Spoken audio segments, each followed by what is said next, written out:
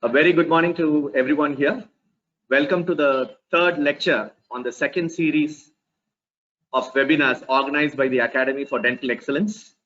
Yesterday we had taken some feedback from students and we had lovely feedbacks from postgraduate students, and even undergraduate students had replied. And some of the faculty had also given us some suggestions. Thank you all for that wonderful encouragement to ADE. And today amongst us, we have a fantastic speaker, Dr. Padmanabhan.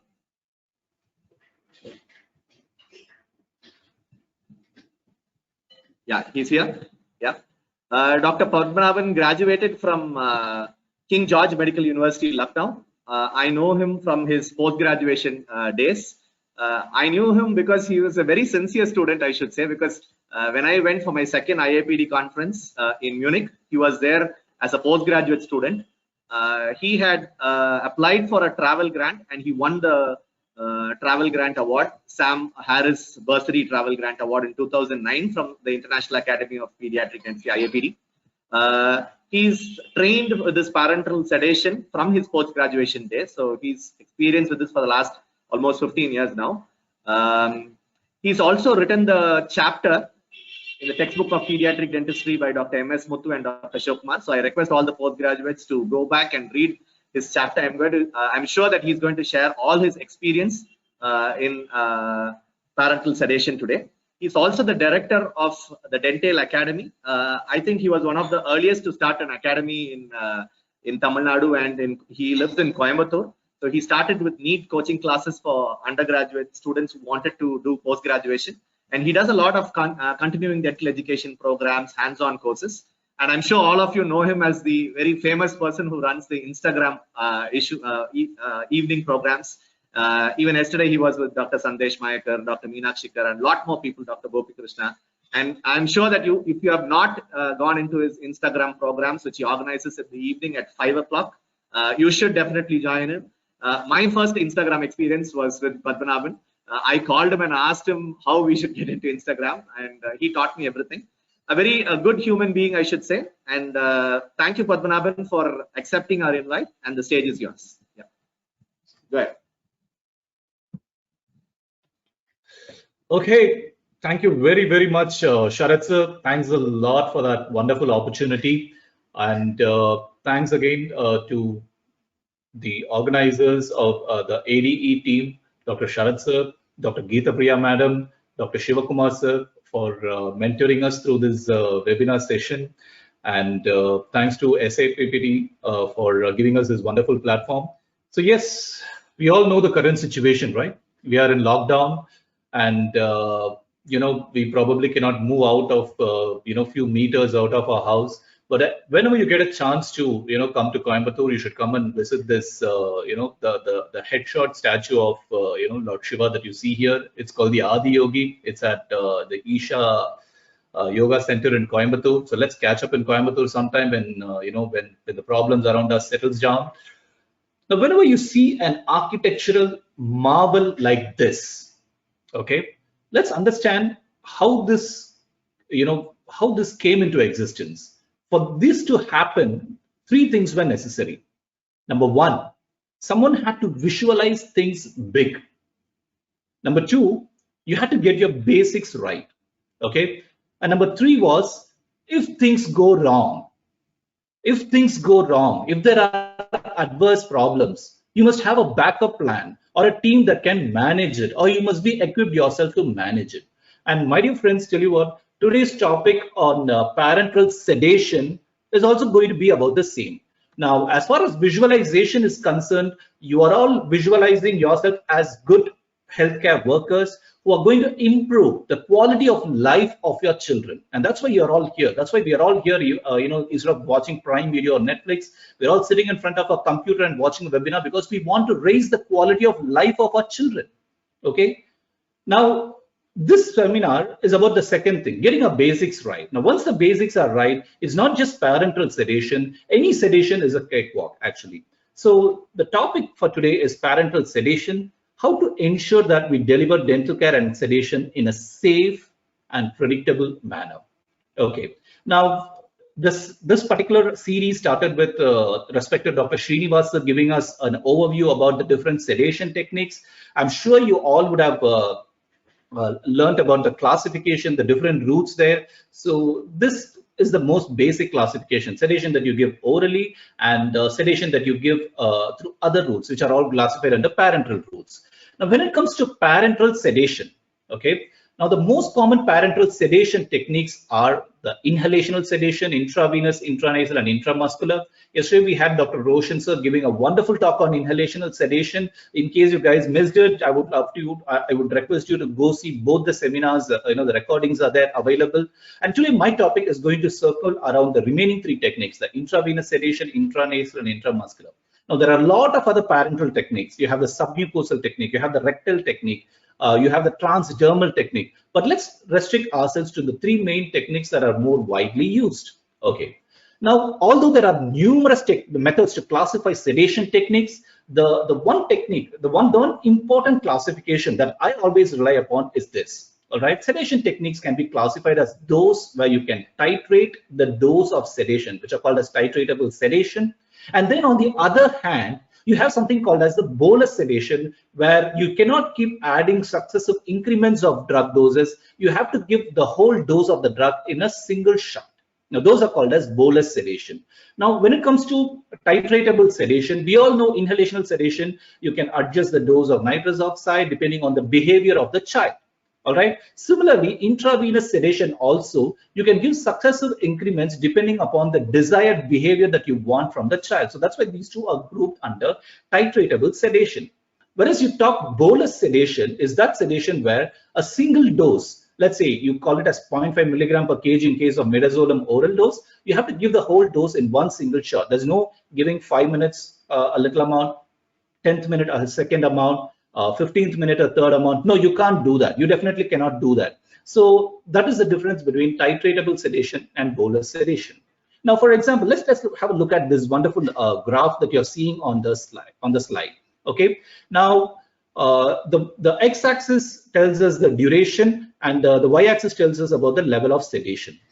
Okay. If this is the desired level of sedation that you can see here, all right, once you give a bolus sedation, let's say oral sedation or an intramuscular sedation, you will notice that the peak effect is reached, and slowly the level of sedation starts going down, and you cannot control when the desired level of sedation would go down or when the desired level of sedation will be achieved.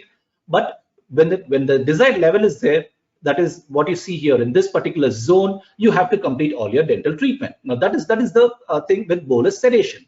On the other hand, the one thing with bolus sedation is that sometimes you may not even reach the desired level of sedation as shown in the red line, or sometimes you may notice that you would even reach a more higher level of sedation which you did not intend to in the first place. Now these are the things with bolus sedation. Now let's look at titratable sedation. Now let's assume that we're doing an intravenous or an inhalational sedation. Once the desired level of sedation is achieved, all right, you can keep adding successive increments and keep prolonging the child in the same level of sedation. You can keep adding increments, and you can continue to prolong the child in the same level of sedation until the maximum permissible dose is achieved. And once you're done with your treatment, you can allow the sedation to wave off, to just wane off. So you can notice that there is a considerable duration that you can achieve, that considerable duration that is provided, and that is the importance, or the greatness of titratable sedation. So when you talk of titratable sedation, we are going to predominantly concentrate on intravenous today, and the remaining two techniques, that is the intranasal and intramuscular, will be looking at under bolus sedation. Now this is about titratable noise.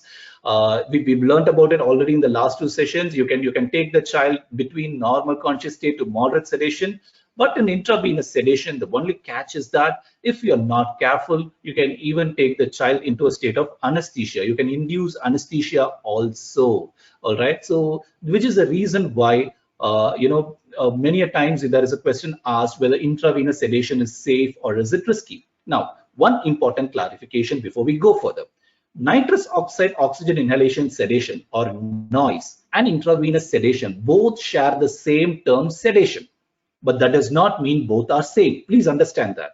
Nitrous oxide or noise inhalation, noise sedation, understand this, that is a basic behavior management technique. Now that is something that you can use on almost all the children. Now look at this pie chart. Whatever is in green is what we do in our day-to-day dentistry. All right, 9 out of 10 children or 8 out of 10 children are going to be treated by means of this day-to-day dentistry, by behavior management, noise, or to some extent even oral sedation is going to help. Now 2 out of 10 children or 1 out of 10 children may require something like general anesthesia. Okay, now intravenous sedation comes into play here. Understand that a small proportion of children who may require general anesthesia, you can avoid general anesthesia by going through by adopting intravenous sedation. So intravenous sedation is more synonymous with general anesthesia. It is not, I say synonymous, not similar. Okay, it's more indicated for children whom you think where noise does not work, or where any other sedations, your basic sedation systems did not work. So that is there that you try intravenous sedation, and it is not a replacement for noise. Please remember that noise is what you can use day to day on every patient, but intravenous is something you reserve for some patients. So now coming back to the basic question, isn't IV sedation very risky? Now, this is the statement from ASA, American Society of Anesthesiologists. If PGs are here, I want you to take a screenshot of this particular slide. Now, these are the practice guidelines for sedation and analgesia by non-anesthesiologists, and it very clearly states that intravenous administration of sedative and analgesic medications, you will have a better satisfactory sedation at the moderate and at the deep level if you're using intravenous sedation when compared to any other methods. Okay, so how do we achieve this? Now, always I say this, this is there as a part of many of my presentations. There are 3 P's that you have to adopt if you want good sedation, good, safe, and predictable sedation. What are those 3 P's? Right patients, correct protocol, and 3, ensure that you're having the right personnel. All right, so now let's start with the selection of patients. Okay, now this is what we already saw. A major portion of our patients are taken care of by behavior management, noise, and oral sedation, and a small segment will require general anesthesia, which can probably be managed by IV sedation. So in order to select patients for IV sedation, you need to remember 4 important things: age, physical status, you need to look at their airways, and you need to look at their treatment needs. Now, what about age? Now, as a rule of thumb, I do not do IV sedation in office for children below the age of 5. And there are centers in UK where in a general dental practice, they don't allow sedation of children less than the age of 16. Okay, so this timeline or this particular slide would tell you very clearly that AAPD guidelines do not give a age related guideline. They just say exercise caution in children less than 6 years of age, and you can use deep sedation or intravenous sedation on anyone, provided you have the right systems and the right personnel in place. But what about the SIGN guidelines? It says that children under the age of 5 should look at only in-hospital sedation and GA only, or any children above the age of 5 can be managed at specialist dental practice led by consultants or in hospitals with good EMS.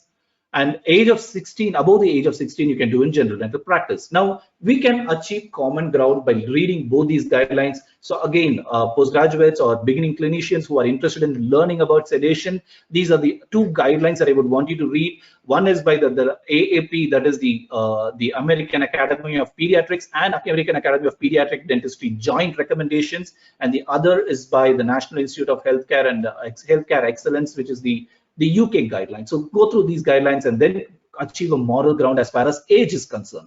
The next important thing is looking at the ASA level. Now, ASA 1 children, you find children who are normal and healthy, and let me tell you, they are the best candidates for in-office sedation.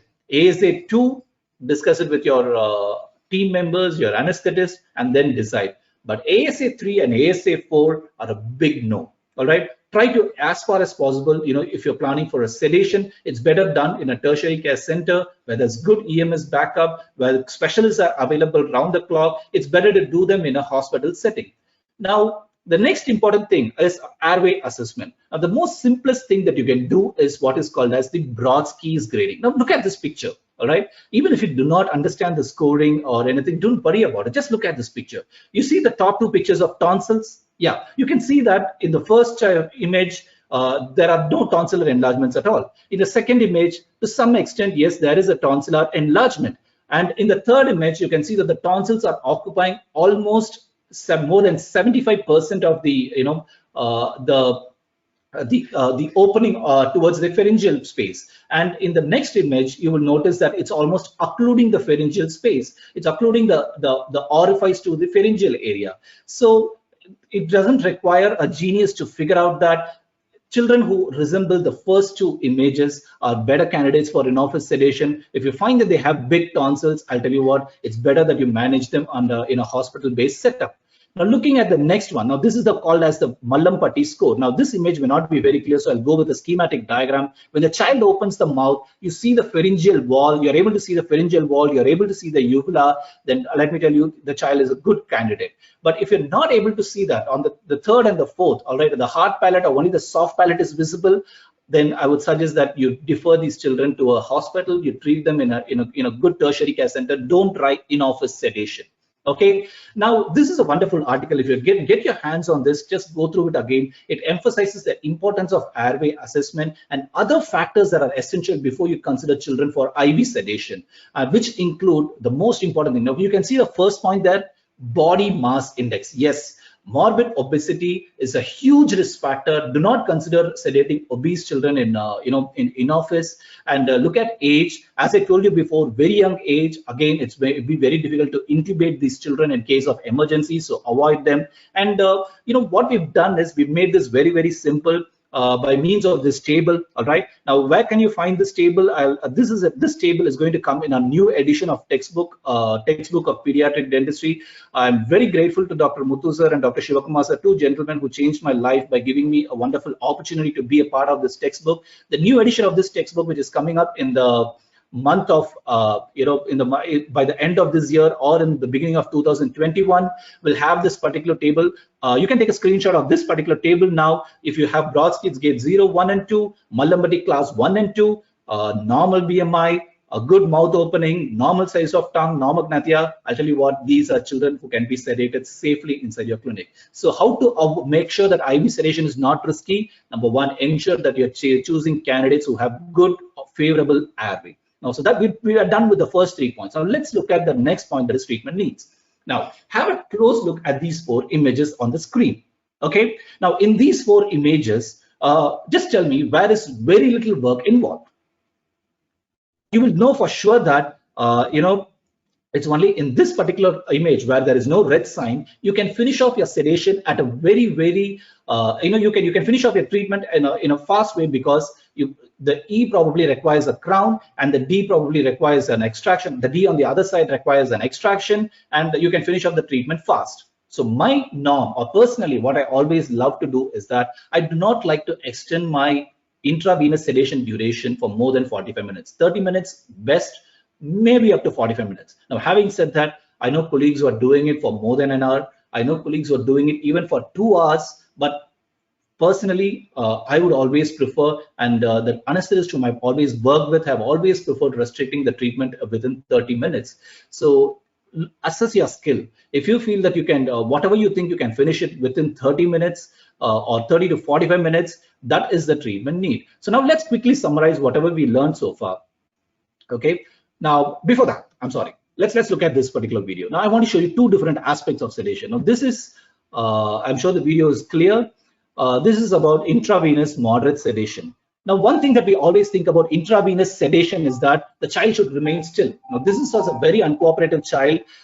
We could not go ahead and even convince her to get on the chair. We had to give her a dose of intramuscular sedation to bring her on the dental chair itself. She wouldn't cooperate to change her dress or change her thing. She's a patient undergoing orthodontic treatment, and we had to plan extraction of premolar. So you can see that even though I've given the sedative, the child is still in a communicative mode.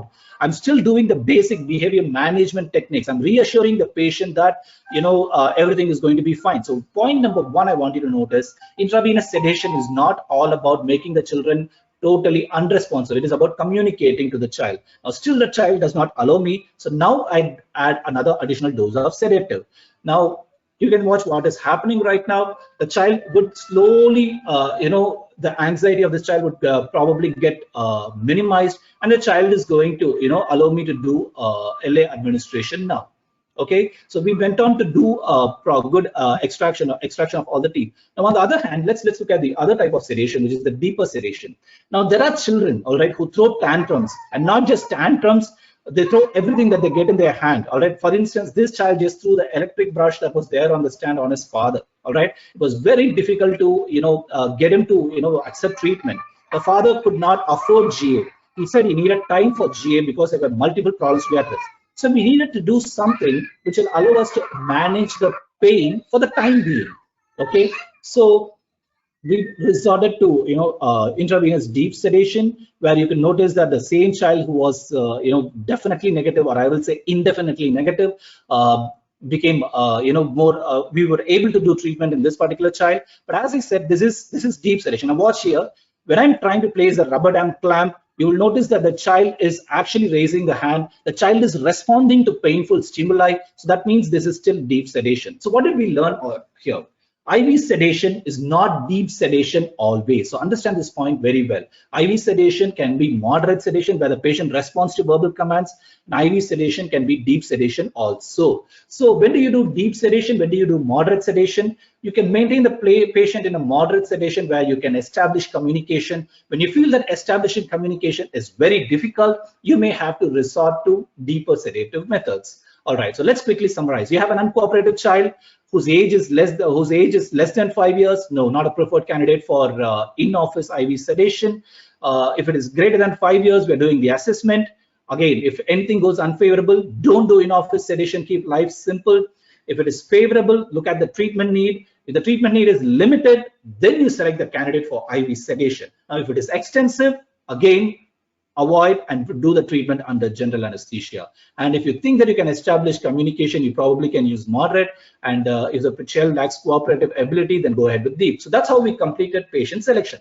Now let's look at the protocol part. Now, any protocol is only as good as a checklist. Now, this is something that I always love to stress in wherever I talk about sedation. All right. In fact, sedation checklists by itself can be a wonderful topic to talk on. Okay, so if you do not have a checklist, you are going to fail. And this is a wonderful book that you can read when you're having free time, The Checklist Manifesto by Atul Gawande. Ensure that you're having a good checklist, which ensures that you are not missing on any finding. All right, you should not miss on any findings. So ensure that you're having a checklist which guides you towards that. Like this is a checklist which I use in my clinic and which has been adapted from the AAPD sedation guide. All right, and I want you to take up, you all know what this is. All right, this is the cockpit where one officer tells fuel pump or flight controls free and correct, altimeter set, landing gear position checked. So one person tells it and the other person reads it. Now you can think here, all these pilots have clocked thousands and thousands of hours in flight, but they still use a checklist. Understand that very, very well.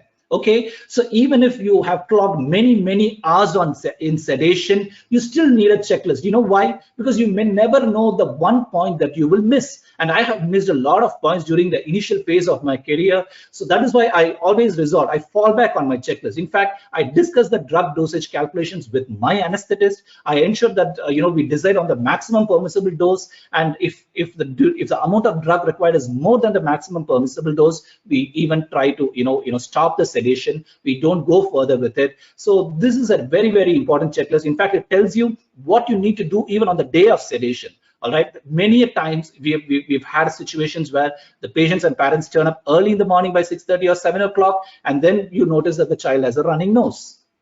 Voila, you are in at risk. So you have to avoid all these type of issues. So which is the reason why the pre-procedural steps, which have again illustrated it very well in our book, and which you can also refer to in this particular article that I'm showing here from the American Academy of Pediatrics. It tells you about pre-sedation instructions, the importance of counseling, the importance of fasting the child, because any of these can result in postponement of the procedure. And most importantly, have a good assistant who can telephone the patient the previous day and ask for the well-being of the patient and then take the procedure forward. All right. One important point here is that the checklist also tells you whether the post-operative instructions have been adhered to or not. Okay, now there are times when, you know, the parents are so very thankful as soon as they do the procedure. Thank you so much, sir. Only you can do it. And everything is great. But what happens immediately is I tell the parent that give a post-operative instruction saying them that for 24 hours, you're not supposed to leave the child alone. The parents get, you know, disturbed. Come on, doctor. I just thought I can go leave my child at home and go to work. So from gratefulness, it went into a state where the parents are feeling bad. So understand one point, post-operative instructions does not mean you have to give it only after we finish the procedure. The checklist has a provision even for that. Post-operative instruction need not be discussed only after the procedure. You may have to discuss it even before. Now, for want of time, I'm going to directly go into, discussing about the important parameters that you have to see during different points of sedation. Now, this is once again available in all major textbooks, what all you need to observe in different levels of sedation. But I just want to highlight on one important thing, that is the qualitative observation or the clinical observation of signs. All right, you may have the best of the gadgets, but all these would mean something only if your anesthetist can, only if you're doing good clinical observation. So imagine you're busy with your dental treatment. Can you also look whether the child is breathing normally? Can you notice if the child's skin color is changing abnormally? Can you notice that if the child is doing any abnormal movements? Can you also make a note of the the ECG reading or the variations in the pulse oximeter reading? Now that is why you always need a skilled personnel who can do all these things for you, and you can do treatment under sedation. So when it comes to intravenous sedation, that is a very, very essential thing, and we are going to discuss it in personnel. Now, before IV cannulation, one thing that you can do is apply EMLA cream. But if you're going to use EMLA cream, the most important thing you have to remember is that you have to apply it at least 30 minutes before the procedure. If not, you have to look at cannulating the child without EMLA cream. Now, I don't have the habit of giving drug doses in IV because in IV sedation, because I leave it to my anesthetist to decide. We discuss it and then come into a conclusion about the doses that we decide. But for postgraduate students who are here, this is a wonderful article by Yoon and Kim, which summarizes the commonly used drugs. And this table is from that particular article, and you can go through that. It would give you about how to use each of these drugs. Now, coming to the next important point. Now, we said that this is titratable sedation. What do you mean by that? When you've decided the maximum dose depending upon weight, all right, you don't give all the dose in one single shot inside the IV cannula. You're going to give it in smaller and smaller increments and see whether the desired behavior of the child has been achieved. Okay, and then if the desired behavior of child has been achieved, work. When the behavior or the level of sedation is going down, maybe add another increment. Now, this is called as titration. Okay, until you reach the maximum permissible dose, you can continue doing that. All right, so remember, titration is the essence of intravenous sedation. Now, how to assess whether the sedation level is adequate or not? The most important thing I'll tell all of my students is that you have to communicate during sedation. Maybe during noise, if you communicate too much, the child will breathe through the mouth. But in intravenous sedation, you have to communicate, because communication is the best method to assess in what level of sedation the child is. I'm sure Srinivas has taken about the response, the verbal response in the first session. So you can once again go look into the recording of the first session to look at how to judge whether the child is in moderate, deep, or in general anesthesia. Now, some helpful tips. All right. Now, this portion is exclusively for the postgraduates. Understand the different phases of sedation here. This is phase 1, phase 2, phase 3, and phase 4 of midazolam sedation. Okay. Now, in phase 1, as soon as you inject the drug, you can see here that the effect goes high and the child goes into the black box. That is the phase 1. In phase 1, the most important thing is you have to remember that the patient is sedated to a maximal degree. Okay, but still he remains responsive to mild verbal and physical stimulation. He is in amnesia. Now, one important question to all of you is, as soon as the child goes into phase 1 sedation, what do you think you have to do first? 5 seconds to think and tell me. Let's say we are going to do a pulpectomy. What would you do first? Now, you may say LA, you may say access opening, but the first thing you have to do, my dear friend, is good, thorough examination. Yes, do a good, thorough examination and make sure whether the tooth that you're treating is the reason for the chief complaint of the patient. All right, because the child was very uncooperative during the first examination, during the first visit, during examination, you may not be very sure of which tooth is also. And there may be other teeth as well. So if you see in my operatory behind, already you see this computer there. So the moment I do a thorough examination, if I see that there is another tooth also that is involved, I take an intraoral picture which gets focused on this computer, and the image also gets it also gets telecasted on the computer that is on the screen that is there in my reception area, and an assistant of mine walks over to the patient's parents and tells them, look, we also have this particular problem. The doctor feels that you can treat this problem also. Are you interested in getting this treated as well? You see, that is the reason why you need to have a good team.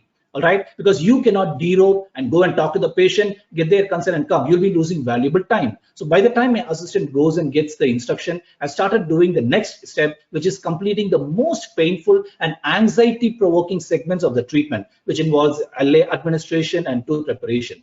And then when the patient goes to phase 2, all right, you have to remember here that the level of sedation is somewhat lessened. Now, phase 1 and phase 2 is all that you have for treatment completion. All right. Now, once after during phase 1, another helpful tip that can we have used for you is that if you're planning pulpectomy and this SS crown, I don't do zirconia crowns in intravenous sedation. So you can always do, you can when you're doing access opening itself, when you're gaining access itself, you should also do the crown preparation. That way, you're ensuring that all your work for your all your aerator or your electric motor work is completed in phase 1 itself. So by the time the patient gets into phase 3 or phase 4, it is only about cementation of the crown, which is relatively easier, which is not that anxiety or pain provoking. Again, in case of multiple extractions, let's say you're going to extract one teeth from all the 4 quadrants. Do not, anesthetize one by one. Anesthetize all the teeth simultaneously. After your extraction, maybe extraction by itself is not a pain-provoking procedure, but local anesthesia is. So ensure that you're giving all possible, anesthetic injections in the initial phase 1 itself. Now at phase 2, you have 2 options. If you still need more time, you will add another additional dose of midazolam, or if there is no, if you feel that you're done with the treatment, you can allow the patient to get into stage 3 and stage 4. Now I want you to look into this video. Now this video will tell you about how we go ahead with these different phases. All right. So this child was an autistic child, very difficult to manage. So once we did IV sedation, you could notice that during the initial treatment where I had to use the motor, the child was in phase 1. Okay, and then as time proceeds, you will notice that one second. As time proceeds, you will notice that the child when I'm going into more other levels of treatment, you can notice that the child is awake. I've allowed this child to go into phase 3 or phase 4. I did not, want additional sedative to be given at this particular phase. So what is the message that you're taking home from this? Now, understand the fact that IV sedation, when we say deep sedation, it does not mean remaining deep throughout treatment. That is the most important point that we need to take home. The terms, it's not that the patient should remain still from the beginning till the end of the treatment. Come on, you're all pediatric dentists. You're all dentists with great experience. If a child shakes a little, you still can probably do the curing. You still can do some amount of treatment. So do not aim for a completely still child during the full phase of the treatment. Okay, so understand this point well. Timing of phase 3, whether to go leave the child into phase 3 or phase 4, or to continue from phase 2 back to phase 1. Now that is the judgment call that you would have to take depending on your skill and amount of treatment that is left. And when do you discharge to a child? After all these discharge criteria are met, which is again mentioned in the article that I mentioned earlier. So let me just go quickly into the next slide. Just concentrate on the most important point, the last point. If the child is awake for 20 minutes in a quiet environment, then that is the most important thing that you have to look for in discharge criteria. Now, what is the best document to look for post-operative and pre-operative instructions? You can take a screenshot of this. Now, this is again from the AAPD resource. You can modify it as per your clinic's need. This will tell you about what you need to tell the patient prior and what you need to tell the patient after treatment. So let's do a quick recap now. Deep sedation, moderate sedation, these are all just terms. There's nothing like a pure deep sedation. I'm going to treat this patient today on deep sedation only. No, nothing like that. There's only 2 things that you have to ensure when you're sedating a child. Is the sedation safe? Is the sedation adequate? If the sedation is safe, if the sedation is safe only at the moderate level, do it only at the moderate level of sedation. If the sedation is adequate, even at the minimal level for you to do treatment, then use the lowest possible sedation. Do not aim at injecting greater amount of sedatives, and always maintain the patient at deeper level of sedation for your luxury. So that is the most important takeaway message that I wanted to give you. So remember checklists, remember to prioritize anxiety provoking treatment first, qualitative and quantitative monitoring is essential, assess death intermittently, and ensure that patient meets safe discharge goes on criteria. Now, when it comes to personnel, all right, again, look into this particular article. Now, you may consider yourself to be a great superhero.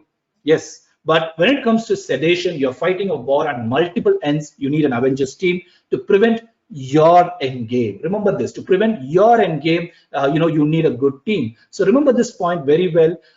You need a good anesthetist, who will look after the child when you are looking at the patient's oral cavity. So ensure that you're distributing the work. And so is it important to have an auxiliary who will go and do the communication with the patient's parents also in between. And one important tip that I want to tell you is that if you're having a dental anesthetist or someone who's well versed with anesthetist, like Dr. Ilavalagan, who's going to talk about general anesthesia in the next session, you don't have to worry at all. But if you're going to work with a newbie anesthetist, you have to tell him what is the depth of sedation that you require. That is very, very essential. Why? He may think that you require a deeper level of sedation, like when the child is going to undergo an MRI, but the child should not move even a little bit.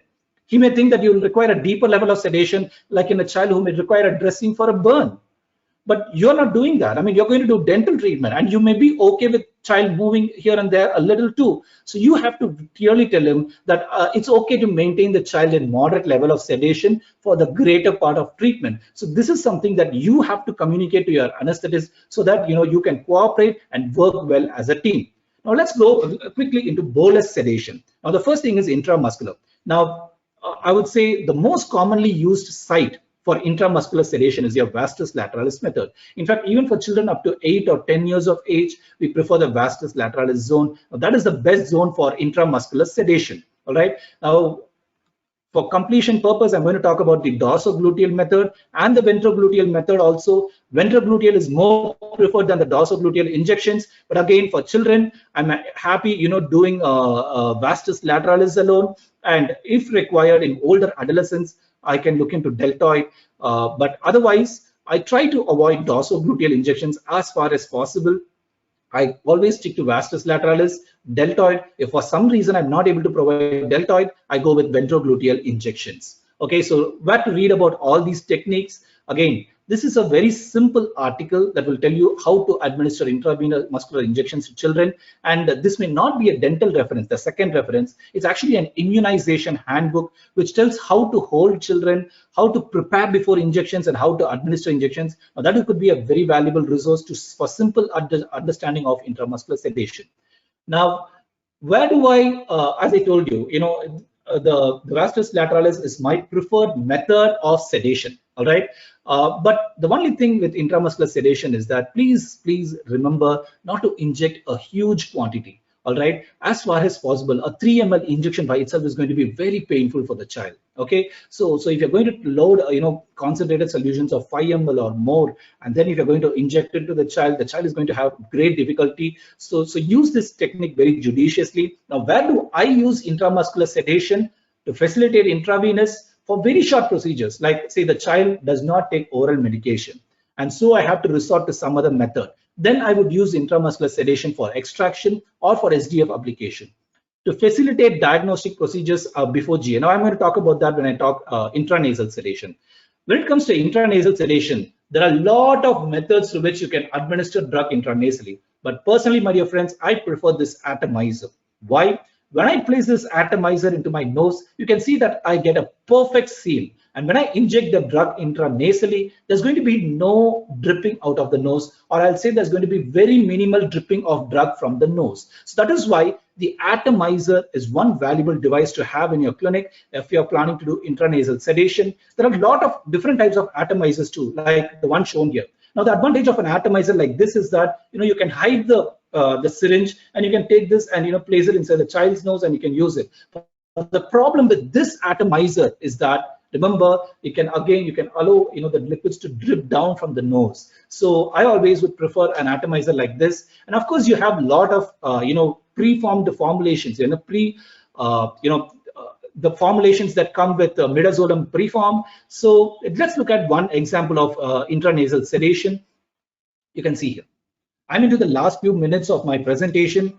You can see how I'm going to use INSET, that is a preform formulation. This is a 2.5-year-old child indicated for GA, but I felt somehow that it would be better, to do some emergency management, take some diagnostic X-rays. So I wanted to try minimal sedation can be helpful. I used INSET. So the child was very uncooperative, but after 10 minutes, you can see, you can see that the child is very cooperative. I mean, the anxiety has come down, but as I always, as I just told you, even before in this particular session itself, sedation is not sedation alone. Please understand, it is a part of behavior management. You still have to do everything: contingency management, positive reinforcements. If the child is in a communicative mode, you still have to do things. Just because you've injected the drug, it does not give you the freedom to go ahead and do only treatment. Doing only treatment, you do it only in a preoperative mannequin, not in a child. You still have to make the child very, very comfortable. Okay. Sorry. So you can keep watching there.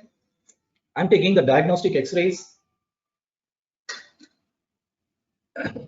Very, very sorry for the inconvenience.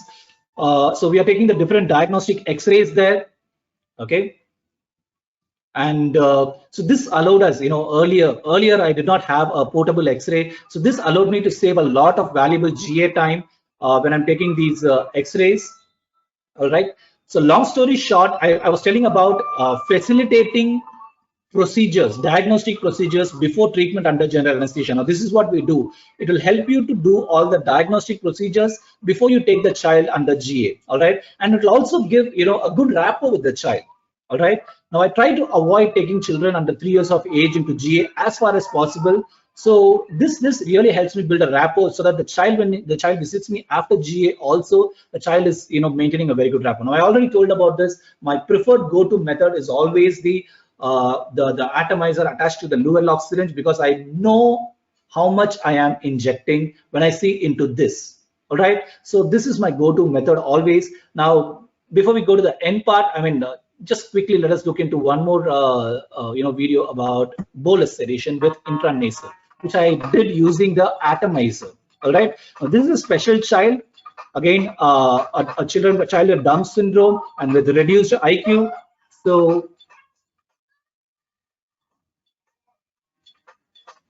So you can see that we did topical application of LA gel.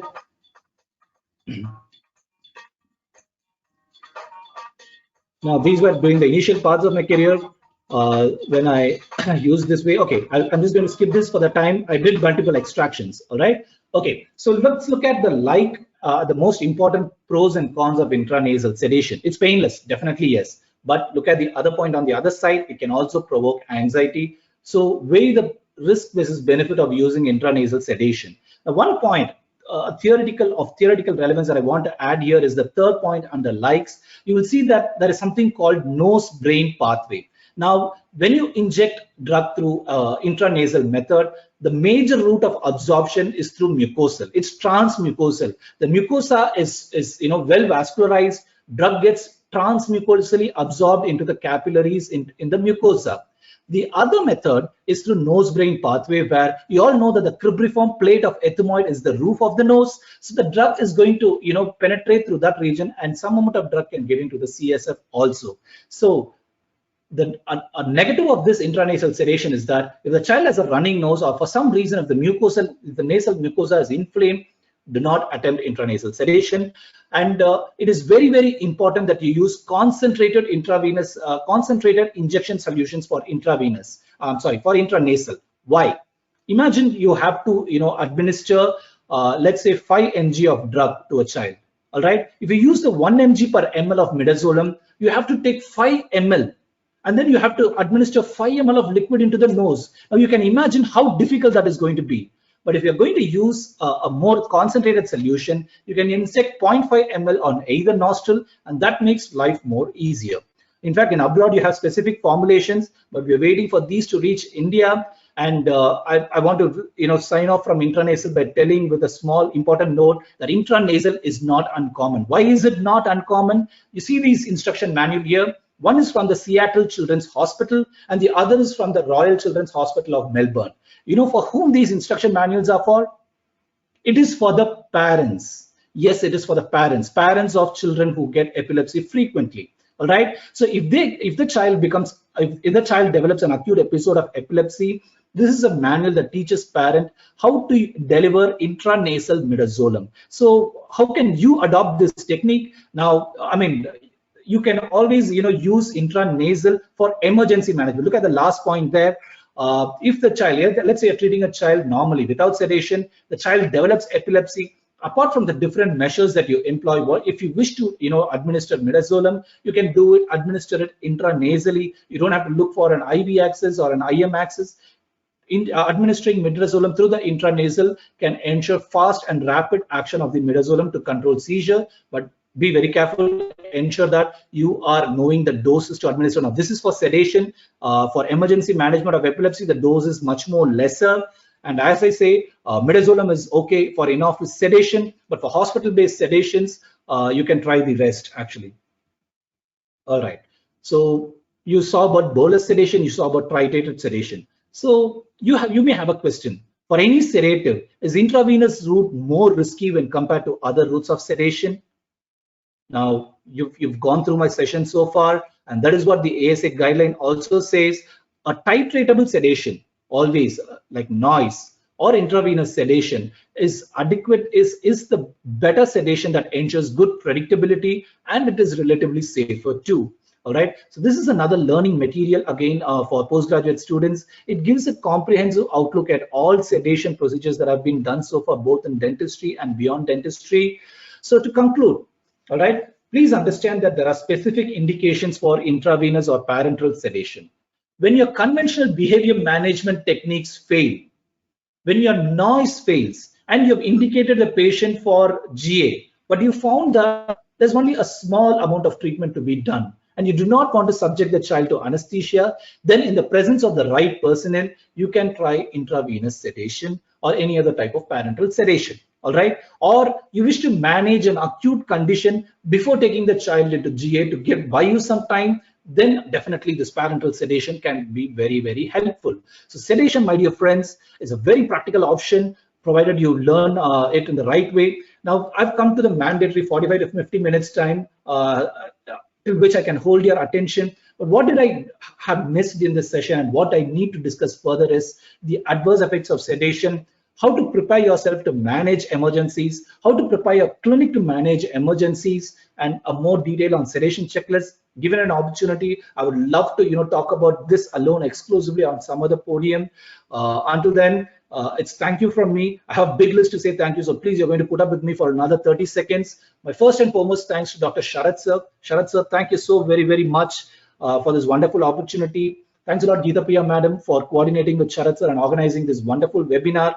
Shivakumar sir, if you're listening, thank you so very much. You took your valuable time off to tell me how I should sit in front of the camera, how I should sit in front of the, the computer and talk about the actions that I have to use. I'm telling you, their lessons were very, very invaluable. Thanks to Dr. Muthu sir, my mentor. I'm in pediatric dentistry because of him.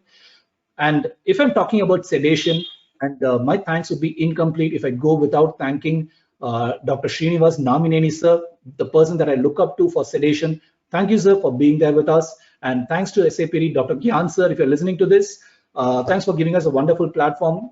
Thanks again to one and all. Now, this is how you can reach to me if you wish to. I have this Facebook page and I have this Instagram page. And as Sharat said, we have some interesting Instagram live talks that are going on. So if you have any doubts or anything at any point of time, you can reach me through all these portals. Thank you for being wonderful audience. It was my pleasure talking to you all through this webinar. Great. Thank you so much, Padmanabhan. That was a lovely presentation, I should say. You just rocked, right?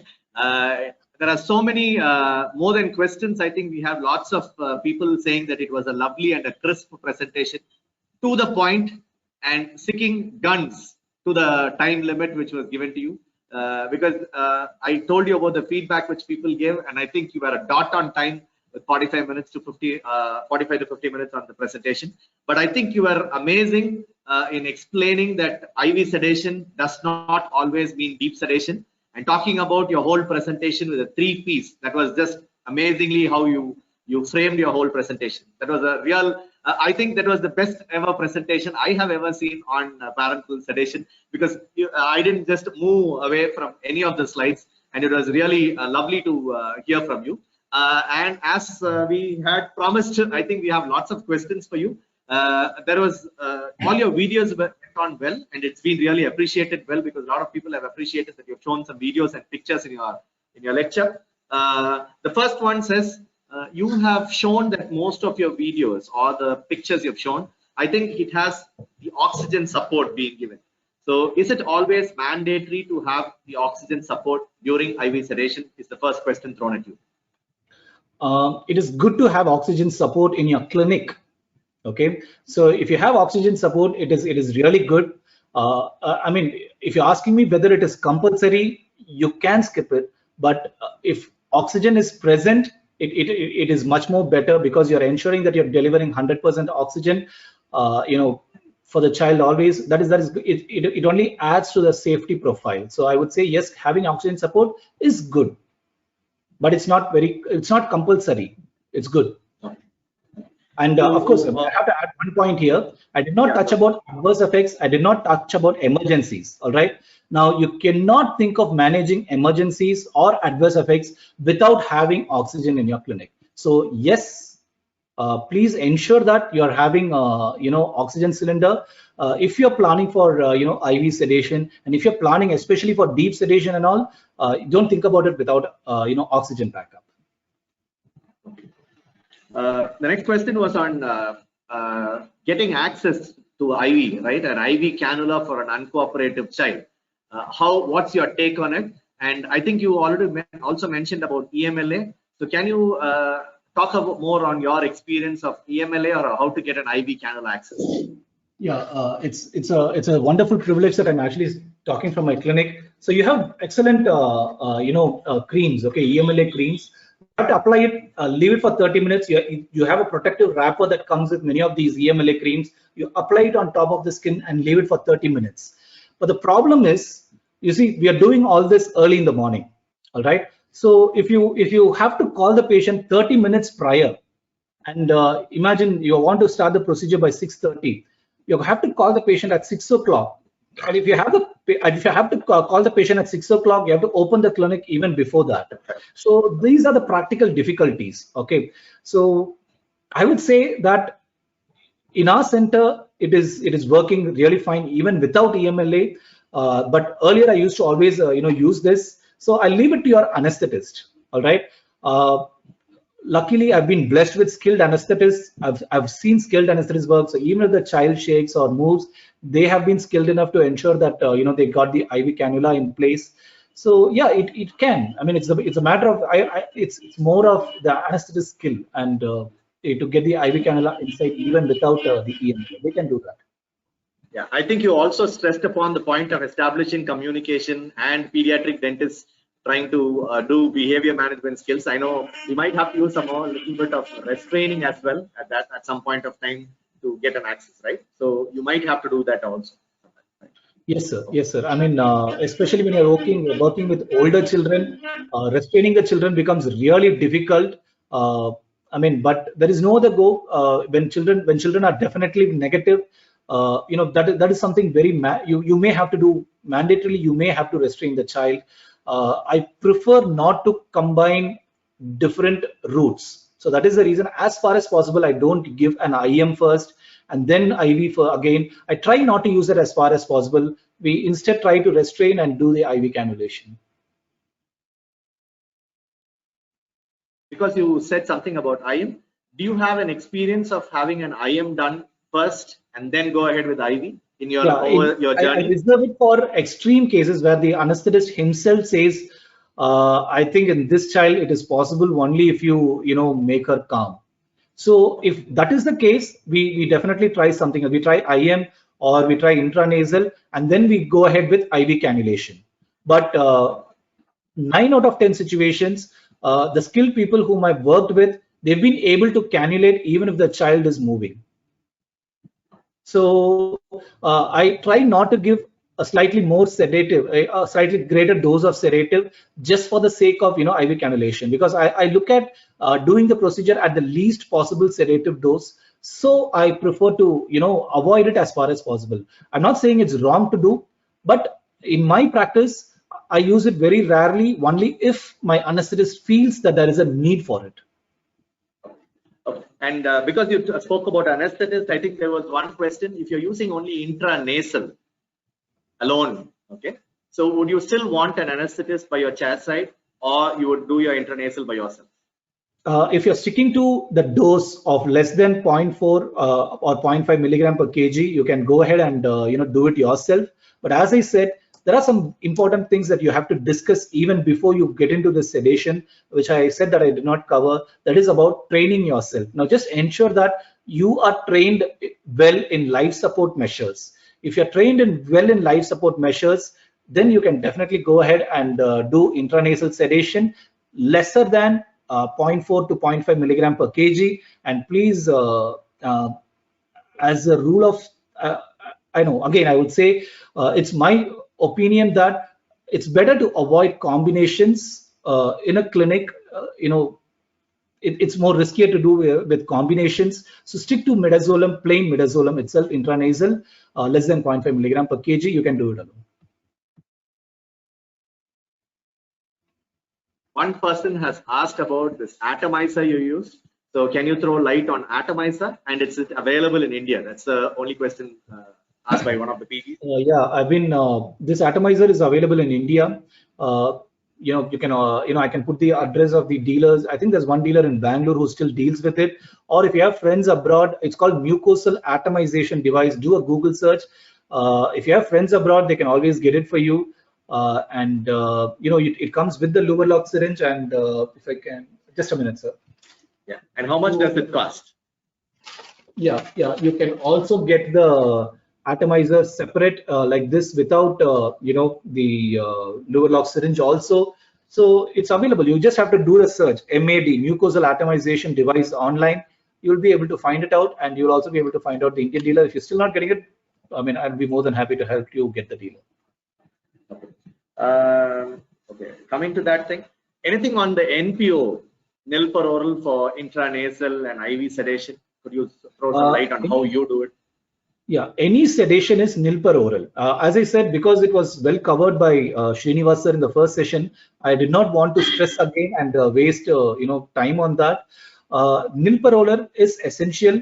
See, there are emergency situations where we've bypassed nil per oral and we've still done safe sedation. But when we deal with adverse effects, one of the important adverse effects is vomiting, and you will not have complete freedom to give that amount of drug that you want if the child's stomach is full.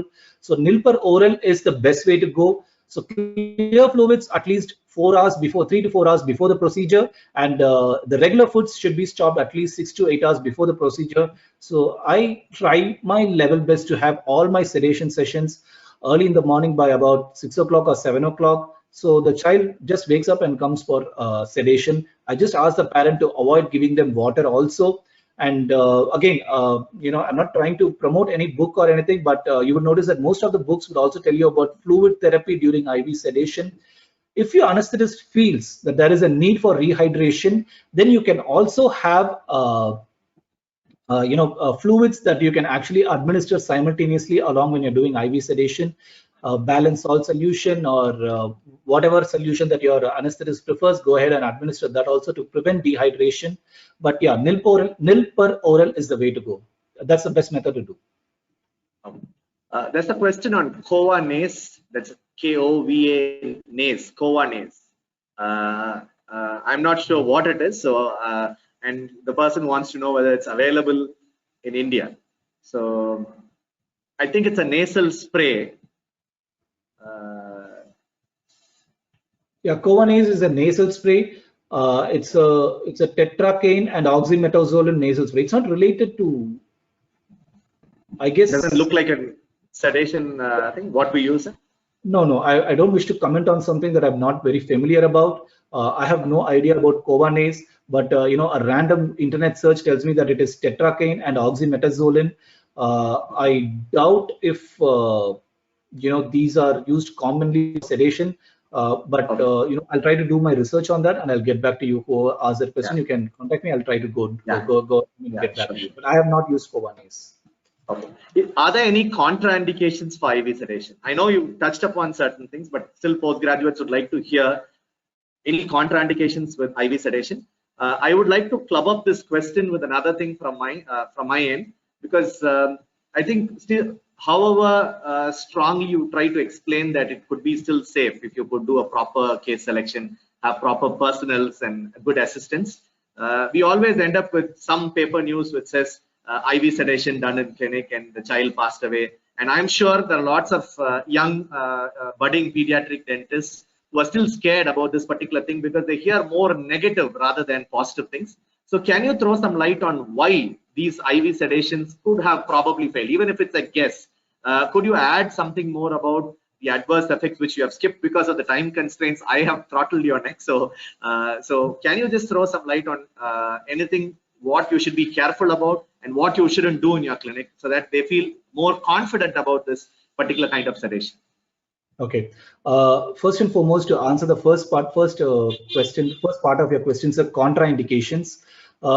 It's simple. If the child fails, if I told you how to select a candidate, all right? Most mishaps with IV sedation happens when you don't follow the 3 Ps. Okay. What are the problems that you either selected the wrong candidate, or your protocol where you did not go for slow titration, you gave a rapid bolus administration in IV, which can be catastrophic, or you are doing it without the right personnel, without the right experience. So this, I mean, experience on the part of anesthetist, and experience on the part of the dentist in the form of not planning the procedure right. So coming first to patient selection, if your patient fails airway assessment, do not put them on the dental chair on IV sedation. Let's address it. See, there are friends of mine, all right, who do probably 10 to 12 IV sedations in their clinic, but again, they are all in abroad, okay, California, and the thing is, they do around 12 or 15 IV sedations in a month itself, okay. But the thing is that they all follow this protocol, okay. So ensure that you're selecting the right candidate. So you cannot just say uncooperative child, small amount of work, let me go ahead. No, look at the airway, look at the medical history, ensure that the child is fit for sedation in office. So that is my first thing. Second thing is, talk about the protocol with your anesthetist. Tell the anesthetist that it's okay if there is even some mild movement, I'll manage. I just want the anxiety to be reduced. If I'm not able to, I'll tell you, you can maybe add another increment. So that is the way forward. All right, if you go like that, there are very less chances for problems. Okay, understand this well. Having said that, it definitely is not a replacement for noise. Okay, once you decided to take the child under GA has its own problems. You have to understand that. If you say that children are dying because of sedation, children also die on operation theater, on OT. There are DOTs, a lot of death on tables that happens, death on operation tables that do happen. All right. So everywhere you notice that it happens most of the times because of either complication of the procedure or failure to adhere to protocol. So if you adhere to the protocol properly, the chances of it being risky is relatively less, number one. And coming to adverse effects, the minor adverse effects are like any other sedation. You'll have nausea, you'll have vomiting. Nausea and vomiting is something that you can avoid by 2 methods. One is by adhering to the proper NPO protocol, and also by ensuring that you can use some antiemetics in the IV line itself, provided your anesthetist is okay with that. And the other include, now let's go to the extreme. The extreme complication that can happen is respiratory depression leading to hypoxia and other complications related to that. Now, when it comes to respiratory depression, again, it can happen because of overdose. Respiratory depression can happen because you did not select the right candidate who is not able to maintain his ventilation during IV sedation. So how to avoid that? Again, follow the protocol. Number 2, ensure that your clinic is well equipped to manage this emergency. So again, I come up to having the right oxygen backup, in fact, right backup to ensure that you can even intubate the child. So that is going to really help you a lot. Yeah, thank you so much on that. There's another question. Can we throw more questions? I'm sure you are ready to answer more questions. Are you fine with that? Yeah. Okay. Yeah. Okay. Intranasal. Okay. Is there any specific side, right side or left side, or how do you choose? My preference is I divide the drug equally into right and left side. So that you see, can I take another 1 minute to answer this question, sir? Yeah, sure. Yeah. See, when you're doing an atomizer, you have to understand one thing. There is a dead space within the atomizer. You have to calculate for that. And number two, how much ever you do intranasal administration, still you have to understand still some amount of drug is going to drip down through the nose and enter the pharyngeal region. All right. So you have to take that into consideration also. Okay. So you have to calculate for that and take the dose accordingly. And number two, I prefer to divide it into two increments. So one, one half into the right and the other half into the left. I always try to divide and give it into each nostril. And another question on intranasal was, does the intranasal midazolam cause any irritation? Irritation as in it will not affect the health of the child. Okay, it does not affect the health of the child. But whether will it cause discomfort? Yes, definitely. For anybody, spraying a liquid inside the nose is definitely going to cause discomfort. But irritation per se by itself cannot happen. Just ensure that the child is already not having some kind of mucosal inflammation. Now that is the most important thing to look forward to. And yeah, that pretty much sums it. There's another question on oral bolus sedation. I just want to add one more point for the previous question. Some authors have recommended administering lignocaine sprays before going with intranasal administration. Again, I prefer not to do that because again, injecting an additional drug, is I'm not for that. Okay, so because I look more into the part that this is going to be more uncomfortable for the child, so we can as well stop with just one drug rather than spraying lignocaine and then going and spraying midazolam again. I'll restrict it to just one drug. That's all. Yeah. Yes, sir. Sorry. Just to add my thought on that, we did one dissertation with Dr. Shanmugavel using this atomizing device in our department, and we found that even if it's just a small spray, multiple sprays, including like an LA, wouldn't really be acceptable by the child. So I think what you answer from your experience is what I think the postgraduate should take in from here. There's another question on oral bolus sedation. Like, if it doesn't work in the first attempt, the oral sedation, oral sedation. If it doesn't work, should we give another bolus dose? Is it safe, or should you reappoint and do it to the next visit, reschedule and go ahead? Option B. Bolus sedation. If it doesn't work, don't try to re-administer again. That is what even the guidelines say. As far as possible, see, you will have problems where the child takes half of the drug and spits half. The child will vomit. You don't know how much went inside, how much came out. So during all these situations, the best standard of practice is to abort the procedure or do with whatever sedation that you've achieved. Do not add the right and the correct method is do not add another increment of bolus sedation.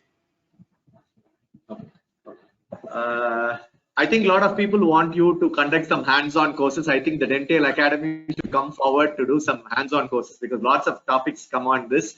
Or we should probably plan from the ISPPD head office that we have some hands-on previous experiences or pre-conferences courses with the anesthetist. A lot of questions have been asked on that. There's one question from an expert here who wants to know your call on the use of mouth prop during a crown preparation. Because during an IV sedation, he feels that there might be a lot of salivation and water, which the assistant has to be very careful on that. So to reduce the chances of aspiration, what's your take on the use of mouth prop?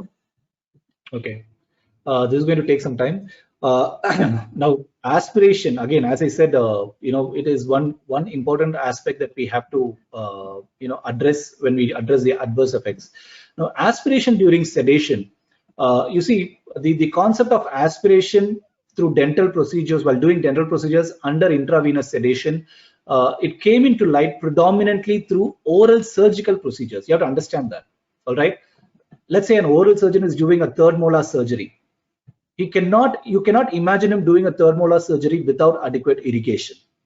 Let's say an oral surgeon is trying to do a plate fixation under IV sedation. You cannot imagine him doing it without proper irrigation.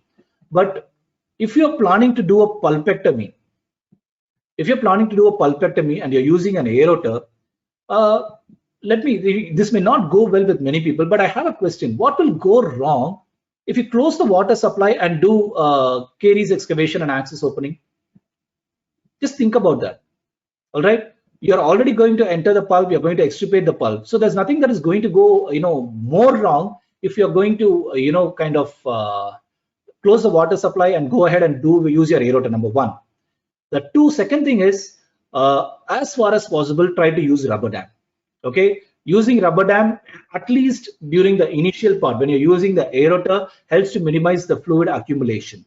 Okay. And the third thing is, if you're maintaining the patient under moderate sedation as far as possible, the chances of patient, aspirating fluids is going to become less. So 3 things: reduce the amount of, water content that you're using. Now the irrigant is such a small quantity that by itself it cannot cause a major problem. Whatever irrigant that you're using during pulpectomy or pulpotomy, you can even keep encircle the tooth with some cotton and do it. The cotton is going to suck out all the irrigant. So anyways, so 3 things: minimize the amount of water that you're using. Number 2, and I would say this is the first point, proper use of rubber dam. And number 3, trying to maintain the patient in moderate sedation as far as possible. So that is about managing aspiration. And to answer the other part of the question, do I use a oral mouth opener? Yes, I do use a mouth opener, and by itself it does not cause any major issue if you're following these 3 things. Okay. For IV sedation, should you do a hypersensitivity test or a skin test? That's another question from a postgraduate. Is it really mandatory to do that? Is it like your take on that, or at least your experience of what you do in your private practice? Theoretically, yes. Should be yes, right? That should be like local anesthesia. Theoretically, any drug you're injecting should be tested hypersensitivity. But again, I leave it to my anesthetist when it comes to IV sedation. Personally, none of my anesthetists so far have insisted on using, doing an allergy testing or a hypersensitivity testing for midazolam. So personally, I've not seen my anesthetist do it. But if you ask me, theoretically, any drug that goes into any portion of your blood, gets into your bloodstream, should always be, it's a good practice to do hypersensitivity test. But again, let's address the fact that hypersensitivity test by itself is not a foolproof method. Rather, I will say being prepared in order to manage hypersensitivities will make more sense. That's my take. Yeah, I think that is a very sensible answer from your, very truthful answer as usual from you, because even for local anesthesia, I think we are supposed to do hypersensitivity test, but we don't, right? So theoretically, I think the answer should be yes. And do we really do it? It depends on the persons involved. There's a quick question again. If in case you don't have an oxygen backup in your clinic, would you suggest that you don't do these kinds of sedations and stick to oral sedation? I know it might not be in your purview, it should be answered by an oral sedation person or the anesthetist, but would you, what would be your suggestion? If you don't have an oxygen cylinder in your clinic, would you suggest that we look for other options, maybe like oral sedation? Theoretically, practically, consciously, whatever leaves you want to add up, don't do dental treatment itself if you don't have oxygen backup. All right, yeah. Forget oral, forget any sedation. All right, do not do dental treatment itself if you're not having oxygen, supply. That would be my best answer. All right, because when adverse effects come, they don't inform you prior. All right, and when they come, they take you in a storm. So the thing is, that's my take again. All right. I think it was not a question. It was from Shambhat sir. So obviously he wanted you to tell the postgraduates that you have to take care and make sure that the oxygen cylinder is there. So thank you so very much, Sham sir. Respect your presence here. Thank you so much. Yeah. And there's a question on Ramesh sir also. I think all the way from abroad, he's asked you a question. Is it mandatory to accredit ourselves with PALS? right? Obviously, I think you have to your basic life support and all your extra certification. So could you tell the postgraduate something on that? At least advise them to take up the basic. Yeah. I'll tell you what the guidelines say. If you go by the AAPD guidelines, it is good to undergo a PALS course, which is called as the Pediatric Advanced Life Support course. All right, you have to get it accredited. That is what guidelines tell, both the AAPD guidelines and the NIC guidelines, which I gave earlier, which I wanted the PGs to look into, tells. Okay, so should you be good in advanced life support? Yes, you definitely have to. If you feel that you are not good at advanced life support, then my take again is ensure that you're having somebody who can do that. There's a question on this IM. You said about vastus lateralis injection. So it says you should not exceed 3 ml. So is it a slow injection or one shot? How long should the injection be given? Should it be given in a specific time duration? Anything like that? Okay. Again, theoretical answer is that there are books that say you can even give up to 5 ml. There are authors that say you can even give more than 5 ml. All right. And again, theoretical answer: any injection in any part of the body is always slow administration. Okay. There is nothing called rapid administration at all. Okay. There is only slow administration of intramuscular injection, just like how slow administration of local anesthetic has been advised. Okay, but again, coming to the practical scenario, we're talking about an uncooperative child, all right, who's shaking his leg, kicking us with the same leg, and we are looking at two people restraining the leg in order to give an intramuscular drug. So will a slow injection protocol work there? I think no. My anesthetists have always relied on rapidly going in and injecting it. So if you're worried about high dose and rapid injection, I would suggest that you divide that into two different anatomical sites and give at two different sites, divide and give it in two different sites so that the volume at least is less. So in our center, because of the uncooperative nature of the child, we go with rapid injections. But the ideal thing to do with any injections in the body is to go for slow administration. Thank you so much, Padmanabhan. There are many more small questions. I think you have addressed most of them during your presentation. Your handouts have already been given to them. The video recording of this also will be passed on to all of you. Thank you so much for this active participation. Lot of questions there. I would like to thank the SAPD platform again to help us organize the wonderful session here. And my sincere request to you, Padmanabhan, because I think many students have said that they do not have so much of, they have never practiced or they've never heard or done any IV or IM sedation during the post-graduation courses, right? So I think this should be placed on record here. I think you should join hands with people like Srinivas sir, and I think you should organize a series of hands-on pre-conference courses which you should do. I think you started. If you're still listening, more than me, the next person, the next session, right, is by a giant. There's no dental anesthesia course in India, but I can tell you the next session by Dr. Ilavalagan sir, that is the real deal. All right. So he is the real deal. Okay.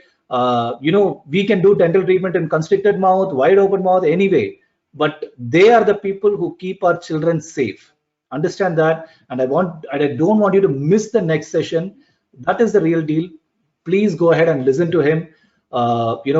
He's an amazing person, and I feel having people like him on board will be a great educational value also for our ISPPDs. Yeah, you beat me on that because I wanted to finish this session introducing the next speaker. I had one day ahead because I'm sure most of the students, even if they have worked with an anesthetist, I don't think that anesthetist knows anything about dentistry. And when I work with him, I worked with him in Chennai, and then when I moved to Tiruchengood, when I go back, he'll tell me, Sharath, you're still outdated with some stuff. He teaches me pediatric dentistry. He tells me this technique should be done faster. This way, he talks about alginate, when to use alginate and rubber-based impression. So don't miss the next lecture on general anesthesia exclusively from the pediatric dentist perspective. by Dr. Ilavalan sir tomorrow. So thank you, Padmanabhan, again. Thank you for this wonderful session. You just rocked, and I'm sure we did everything we could do for the postgraduate students and all the listeners here. Thank you so much. Thank you for joining us in this wonderful session, and see you tomorrow. Thank you. Bye-bye.